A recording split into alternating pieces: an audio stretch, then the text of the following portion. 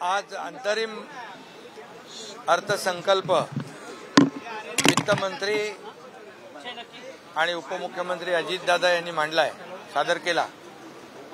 त्यांचं मी मनापासून अभिनंदन करतो। आणि हा जो 4 महिन्याचा अर्थसंकल्प असला तरी सुद्धा सर्वांना न्याय देणारा, सर्व घटकांना न्याय देणारा, सर्व समावेशक असा अर्थसंकल्प आहे। मी हेही मुद्दाम सांगेन की आदरणीय देशाचे प्रधानमंत्री मोदी साहेबांच्या विकसित भारत या संकल्पनेला एक पूरक असा हा अर्थसंकल्प आहे। आणि यामध्ये मोठ्या प्रमाणावर दुर्बल घटक आहेत, महिला आहेत, शेतकरी आहेत, कामगार आहेत, तरुण आहेत, ज्येष्ठ आहेत, सगळ्यांनाच यामध्ये समावेश केलेला यांचा मोठ्या प्रमाणावर पायाभूत सुविधांसाठी या अर्थसंकल्पामध्ये निधी ठेवलेला आहे। पायाभूत सुविधा म्हणजे कनेक्टिव्हिटी जी आहे, रोड कनेक्टिव्हिटी, रोड मोठ्या प्रमाणावर आपण याच्यामध्ये रस्ते ह्यामध्ये असतील, PWDचे असतील आणि ग्रामीण रस्ते असतील, शहरी रस्ते असतील, या सर्वांना प्राधान्य दिलेलं आहे। रेल्वेला आपण रेल्वे मार्गांना प्राधान्य दिलेलं आहे। त्याचबरोबर एअरपोर्ट जे आहेत आपले, एअर कनेक्टिव्हिटी वाढली पाहिजे त्यासाठी आपण प्राधान्य देतोय। आपले पोर्ट आहेत ते डेव्हलपमेंट करण्यासाठी आपण प्राधान्य देतोय। कारण कुठलाही राज्य जे आहे त्याच्या पायाभूत सुविधा मध्ये जे राज्य पुढे असतं त्याचा विकास आणि प्रगती वेगाने होत असते। आणि म्हणून पायाभूत सुविधांना देखील मोठ्या प्रमाणावर प्राधान्य दिलंय। त्याचबरोबर आपल्या महिलांसाठी ज्या योजना आहेत, महिला सक्षमीकरण असेल, अंगणवाडी सेविका असतील, आशा वर्कर असतील, आणि या महिला सक्षमीकरण, लेक लाडकी लखपती योजना त्यासाठी आपण तरतूद केलेली आहे। महिला बचत गट त्यांना सक्षम करणं, स्वतःच्या पायावर उभं करणं, याला आपण प्राधान्य दिलेलं आहे। आणि एकंदरीत यामध्ये सिंचन आहे, शेतकऱ्यांसाठी जलसंपदा विभागासाठी मोठ्या प्रमाणावर आर्थिक तरतूद केलेली आहे। दुष्काळग्रस्त जे भाग आहेत त्यांच्यासाठी देखील मोठ्या प्रमाणावर आपण यामध्ये तरतूद केली आहे, संभावित सगळ्या गरजा लक्षात घेऊन। आणि शेतकऱ्यांना देखील आपण वेळोवेळी जे काही नैसर्गिक संकटाला सामना करावा लागतोय यासाठी देखील शेतकऱ्यांसाठी आज आपण या अर्थसंकल्पात देखील तरतूद केलेली आहे। जसं नमो सन्मान शेतकरी योजना जी आहे तशीच आपल्या सरकारने देखील 6,000 केंद्राचे आहेत, तसे 6,000 रुपये आपण आपले देखील त्याच्यामध्ये टाकलेत। मला वाटतं उद्या आपलं ते 2 हप्ते देखील आपण शेतकऱ्यांच्या खात्यावर थेट जमा करणार आहोत। यामध्ये पीक विम्याचा देखील आपण हे केलं। मुख्यमंत्री सौर ऊर्जा जी आहे त्याला आपण प्राधान्य दिलेलं आहे। आणि एकंदरीत जी काही तीर्थस्थळं आहेत, गडकोट किल्ले आहेत, आपली संस्कृती आहे, आपली परंपरा आहे, यांना देखील आपण या अर्थसंकल्पामध्ये प्राधान्य दिलेलं आहे। मोठ्या प्रमाणावर पर्यटन स्थळांना चालना देण्यासाठी त्याच्यासाठी तरतूद आपण केलेली आहे। मी सर्व डिटेलमध्ये जात नाही, परंतु एकंदरीत जे सर्व समावेशक, सर्व घटकांना न्याय देणारा हा अर्थसंकल्प या ठिकाणी या 4 महिन्याचा आहे। आणि या नागरिकांना, या महाराष्ट्रातल्या जनतेला याचा नक्की फायदा होईल। त्याचबरोबर आपण अयोध्या आणि श्रीनगर या ठिकाणी महाराष्ट्र भवन देखील बांधतोय। आपले हजारो लाखो लोक जातात। आज अयोध्यामध्ये राम मंदिर झालंय आणि त्या दृष्टीने आणि त्यामध्ये खूप मोठ्या प्रमाणावर आपल्या राम भक्तांना देखील फायदा होईल। करोडो राम भक्तांचं स्वप्न आदरणीय मोदी साहेबांनी पूर्ण केलेलं आहे। आणि म्हणून या सगळ्याच बाबी लक्षात घेऊन आपल्या स्पोर्ट्स जो आहे खेळ, त्यांना देखील आपण, जे खेळाडू आहेत आपल्यामध्ये, खेळाडूंमध्ये खूप चांगलं टॅलेंट आहे, पोटेन्शियल आहे, परंतु त्याला मदत पाहिजे, प्लॅटफॉर्म पाहिजे। आपण ऑलिम्पिक भवनचं भूमिपूजन पुण्यात केलेलं आहे। आणि म्हणून या सर्व बाबींना स्पर्श करणारं हा अर्थसंकल्प आहे। सर्व समावेशक, या राज्यातल्या प्रत्येक घटकाला न्याय देणारा हा अर्थसंकल्प 4 महिन्याचा असला तरी सुद्धा तो मांडलेला आहे। म्हणून मी पुन्हा एकदा वित्तमंत्री महोदयांचं अभिनंदन करतो। आणि आमचे दुसरे उपमुख्यमंत्री देवेंद्रजी त्यांचंही अभिनंदन करतो. एक सरकारने एक सर्वसमावेशक असा अर्थसंकल्प सादर केलेला आहे. उद्धव ठाकरे म्हणाले हा इंट्रीम बजेट नव्हता तर तो पूर्ण बजेट आणि सूचनांचा पाऊस होता. म्हणजे आता निवडणुका समोर आहेत म्हणून बजेट करायचं नाही आणि त्यांना विरोधी पक्षाला दुसरं काय. मी ज्यावेळेस त्यांच्या सरकारमध्ये होतो आम्ही दोघं, मी तसा अर्थसंकल्प केला की ते माझं कौतुक करायचे, फार छान आहे फार छान आहे. आता मी इकडे म्हणून ते म्हणतात तसं, त्याला काय अर्थ नाही.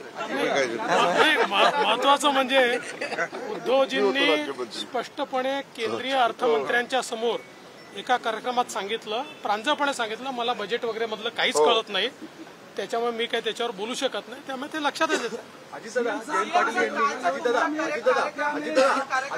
जयंत पाटील यांनी असं म्हटलेलं आहे की या बजेटमध्ये पुरवण्या मागण्या हे अधिक होत्या आणि बजेट हे कमी होतं, पुरवण्या मागण्यांचं अधिक वित्तीय. मी तुम्हाला माझं अर्थसंकल्पाचा शेवट करत असताना काय सांगितलं, विरोधकांच्याकडनं दुसरी अपेक्षा काय करणार, ते तसंच बोलणार. ज्या पद्धतीने गेल्या पावणे दोन वर्षामध्ये या राज्यामध्ये जी कामं सुरू आहे, जी कामं, जे प्रकल्प बंद पाडले होते, बंद होते, हे सगळे कामांना आम्ही एवढ्या मोठ्या प्रमाणावर चालना दिली आहे. जसं अटल सेतू, आज समृद्धी हायवे, मेट्रोची कामं जोरात सुरू आहे, कोस्टल हायवेचं काम सुरू आहे. सगळ्या राज्यभरामध्ये एवढ्या मोठ्या प्रमाणावर पायाभूत सुविधा कामं सुरू आहेत की राज्य आपलं पायाभूत सुविधांमध्ये नंबर 1 आहे देशामध्ये. त्यामुळे त्यांना आता काय ते दुसरं बोलणार काय. त्यामुळे त्यांना विरोधी पक्षाला विरोधात बोलायची जी काही त्यांची पद्धत आहे ती अवलंबत आहेत. परंतु आम्ही त्या विरोधाला किंवा आरोपाने उत्तर देणार नाही. आम्ही कामातून उत्तर देऊ. म्हणून हे कामं दिसत आहेत आणि त्यामुळे त्यांच्या पायाखालची वाळू सरकलेली आहे. मुख्यमंत्री जी आज का बजट किस तरीके से था और अयोध्या और श्रीनगर में भी महाराष्ट्र 2 एकर श्रीनगर मध्ये विपक्ष चुनाव हेक्टर ना नहीं. देखो क्या है, अयोध्या में करोड़ों राम भक्तों का सपना मोदी जी ने पूरा किया. बाला साहब ठाकरे जी का भी सपना था, वो मोदी जी ने पूरा किया. कई लोग बोलते थे मंदिर वही बनाएंगे, तारीख नहीं बताएंगे, ऐसे मजाक करते थे, लेकिन मंदिर भी बना दिया, उसका उद्घाटन भी हो गया. अभी वहाँ जाने वाले जो महाराष्ट्र के लोग हैं उनको वहाँ व्यवस्था चाहिए, इसलिए हमने मांग की योगी जी से और जमीन मिल गई. महाराष्ट्र भवन भी हो जाएगा और राम भक्तों के लिए बहुत ही उनको दिलासा मिलेगा. जब SIT की बात होती है तो खासकर विपक्ष कहने लगता है कि आप ही जाके मिलते थे जलाएंगे पार्टी से, तो ऐसे में विपक्ष की बात आई कहां से. बजट देखो, मैंने पहले ही कहा कि ये बजट जो है ये सर्वसमावेशक है, सर्वस्पर्शी है. इसमें दुर्बल घटक भी है, हमारा किसान भी है, कामगार भी है, माता बहनें भी है, युवा भी है और सीनियर सिटीजन भी है. सभी लोगों को उसमें शामिल किया है. और इसके बावजूद यहाँ पर जो इंफ्रा प्रोजेक्ट है उसको भी बढ़ावा दिया है. रोड कनेक्टिविटी, एयर कनेक्टिविटी, यहाँ पर रेल कनेक्टिविटी, रेलवे के लिए भी काफ़ी बजट में प्रावधान किया है. और हमारी जो संस्कृति है, हमारे मंदिर है, हमारे जो छत्रपति शिवाजी महाराज के गढ़कोट किले हैं, उसका भी संवर्धन, जतन, हमारी परंपरा बनाए रखने के लिए हमारी सरकार ने, अजीत दादा ने एक अच्छा बजट पेश किया है. उसका स्वागत करना चाहिए, लेकिन कैसे करेंगे स्वागत, उनको आदत ही नहीं, तो स्वागत करेंगे कैसे. संदर्भामध्ये या बजेटमध्ये स्पेशल निर्मिती केलेली आहे, आरटी निर्मिती केली आहे. मुळात आरटी केले ना मातंग समाजासाठी. करण्याची मुळात भूमिका काय, कारण की नवबौद्ध हा कायम सामाजिक हे काय सातत्याने मातंग समाजाची ती मागणी होती. संख्या जर बघितली ना पार्टीची तर त्याच्यात थोडंसं त्यांच्यावर असं जरा दुर्लक्ष होत होतं असं ते पाहिलं आणि मग त्याच्यावर CM साहेबांनी आम्ही सगळ्यांनी ठरवलं की त्यांच्याकरता आपण आरटी करू. आणि आरटी बरोबर आणखी जे काही समाज आहेत, छोटे छोटे समाज आहेत, 12 बलुतेदार आहेत, मायक्रो ओबीसी आहे, यांच्यासाठी देखील आम्ही महामंडळं केली. आणि फक्त महामंडळं केली नाही तर त्याच्यात तरतूदही केली. त्यामुळे त्यांनाही मोठ्या प्रमाणावर याच्यातून दिलासा मिळणार आहे.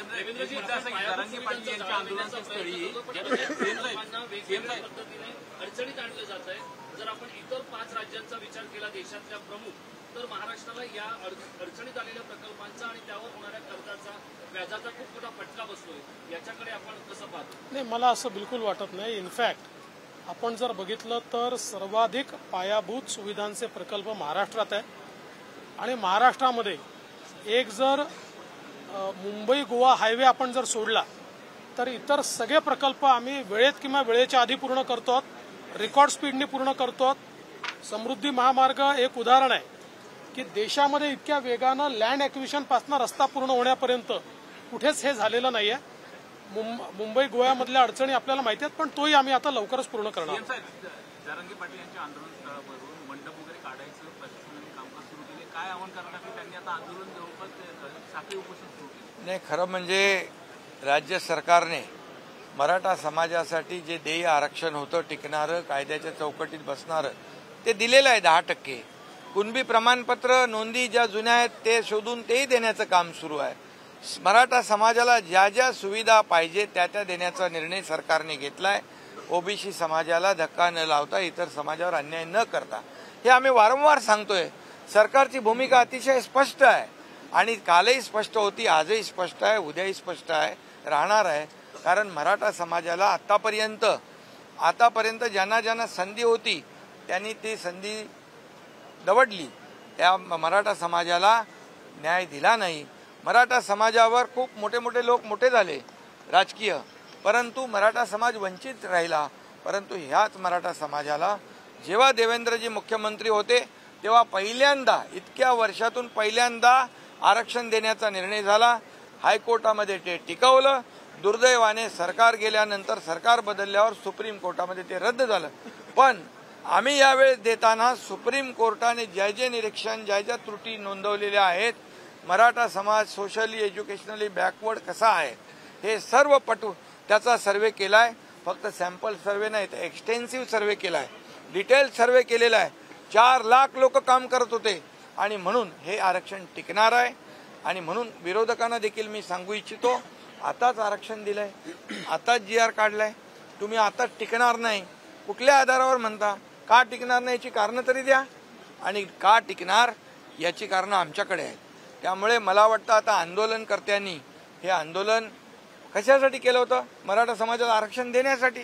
ते तर सरकारने दिलेलं आहे. सरकार प्रत्येक गोष्ट जी आहे ते करते आहे आणि मला वाटतं आता हे आंदोलन करण्याची आवश्यकता कुणालाही नाही, अशा प्रकारचं काम राज्य सरकारने केलेलं आहे.